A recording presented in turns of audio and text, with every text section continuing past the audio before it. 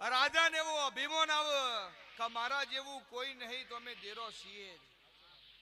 કોઈ એવું માનતું હોય કે આ કરવાથી આ થાય, કશું કરવાથી કશું ના થાય, ખવડાવવાથી જ થાય.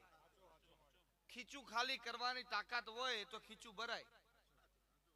હા, અને સતના સિંહ સદાય ઢોલ વાગશી. હું મકોણાની માતા બોલું છું. હું દરબાર વટવાળી માતા છું. કદાચ દરબારના ઘેર કેસુડા જાડેથી અવતાર લીધા છે. હું મકોણાની માતા એવું કહું છું. મારે ચેહરને તો શીખવાની જરૂર નહીં. હું ઓગળનાથ બાવાની મઢીમાં એના સુર હોબડીને શીખેલી છું. કદાચ એક વર્ષે પાટણની વરમાળ લગાડી છે. આજે વરસ કેટલા થયો છે? હજારો વરસ થઈ ગયો છે. બરોબર, તો આજે પાટણની વરવાળમાં આજે મેચ છે. તો એ હું માતા છું. પણ હરીજું તો રાજ કરાવું, ખીજું તો આંકડા ઉગાડું એવું માતા છું. મને શેકતા શેડું પડે હું દેરું છું. આ દુનિયામાં કોઈ દેરું, કોઈ દાડો કોઈનું ખરાબ થાય એવું કહેતી.